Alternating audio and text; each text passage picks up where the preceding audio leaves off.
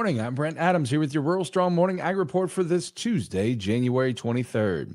Leading off the headlines this morning, yesterday at the American Farm Bureau Federation Convention in Salt Lake City, U.S. Agriculture Secretary Tom Vilsack announced that the U.S. Department of Agriculture is investing $207 million in renewable energy and domestic fertilizer projects.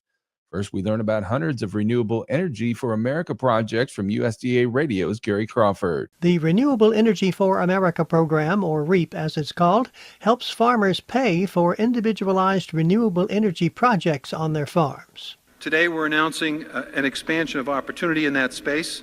More awards, more projects. Agriculture Secretary Tom Vilsack in Salt Lake City Monday telling the American Farm Bureau Federation Convention that the USDA has already funded over 4,800 REAP projects. We're announcing 650 additional projects being awarded in 42 states, about $150 million to expand that opportunity.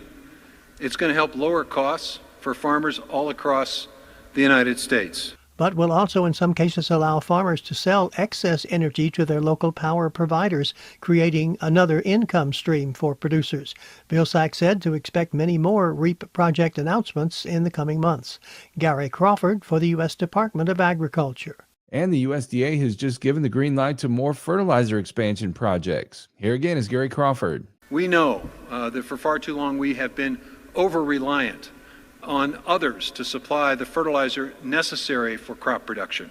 Agriculture Secretary Tom Vilsack says the fertilizer production expansion program is designed to help entrepreneurs pay for projects to improve or expand existing fertilizer production facilities or create new ones. Vilsack told the American Farm Bureau Federation Convention in Salt Lake City Monday. Today, we're announcing 7 more projects that will receive up to $50 million to expand access to additional fertilizer that will lower costs.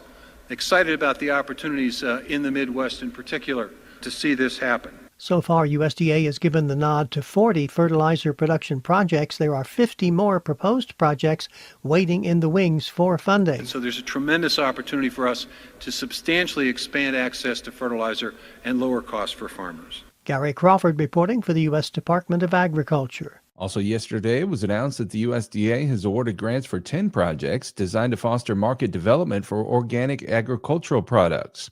Here with those details is USDA Radio's Rod Bain. USDA continues its efforts to support producers wishing to transition from conventional to organic agricultural production. We just recently announced a series of grants to expand market opportunities for organic under our Organic Transition Initiative, OTI. Agriculture Secretary Tom Vilsack says among those, almost $10 million awarded to 10 grant projects under the Organic Market Development Program. The focus of this allocation of grants is developing and expanding new and existing markets for organic products. One example announced recently in Colorado. The Colorado Grain Chain received a grant from USDA to expand market opportunities for some of the organically produced products here in the state. With this nonprofit entity working to create value-added products and markets for organic grain for human consumption. This is the first round of OMDP grants from a $75 million allocation announced last May. I'm Rod Bain reporting for the U.S. Department of Agriculture in Washington, D.C. Well, American Farm Bureau Federation President Zippy Duvall encouraged Farm Bureau members to press Congress to pass a new farm bill.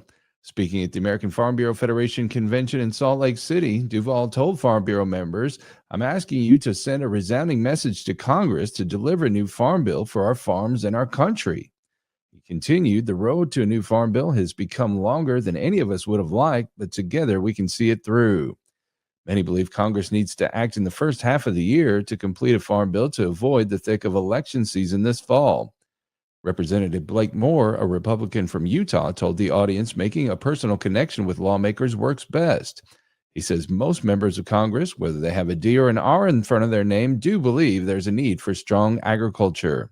Well, quicker expensing of farm equipment and tax breaks for high interest costs are part of a sweeping bipartisan tax bill that just advanced to the full House. The bill, reported on a 40-3 vote by House Ways and Means Committee, restores full and immediate expensing for farm and other equipment. Missouri Republican Representative and Committee Chairman Jason Smith. This bill also expands 100% expensing, which allows employers to fully deduct the cost of equipment and machines that increase productivity and worker wages, When this policy was originally implemented, investment in American businesses grew 20%. But farm and other businesses face another challenge addressed in the bipartisan House and Senate bill. Right now, small and mid-sized businesses are getting hammered by interest rates that are the highest in 23 years. Restoring this provision will create more than 850,000 jobs and $58 billion in additional take-home pay for workers. And more broadly, the bill helps rural communities. This bill includes tax relief for communities across the country that have been upended by man-made and natural disasters. Hurricanes, floods, and wildfires among them. Separately, and less likely to become law lacking bipartisan backing, a reprise of earlier death tax repeal bills, the latest by Iowa Republican Randy Feenstra, with support from 162 lawmakers. Well, U.S. farmers and producers have experienced droughts, high rainfall, and other weather events affecting the 2023 corn harvest, making it more critical than ever to analyze mycotoxin. The Alltech 2023 U.S. Harvest Analysis has collected and assessed almost 450 new crop samples from across the U.S., and the results show regional variation in mycotoxin risk. Samples showed lower risk in the upper Midwest and higher risk in the East. A combination of drought and untimely rains led to much of the risk.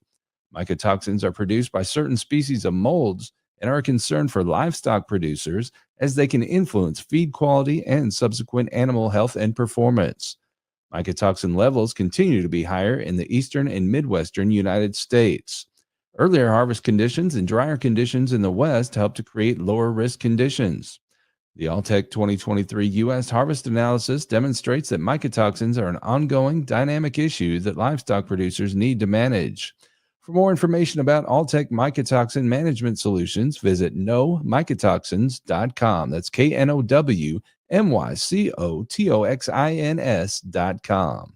And finally, this morning, lower domestic milk production in both 2023 and 2024 is expected to assist with higher prices in some product and class categories per USDA's latest forecasts.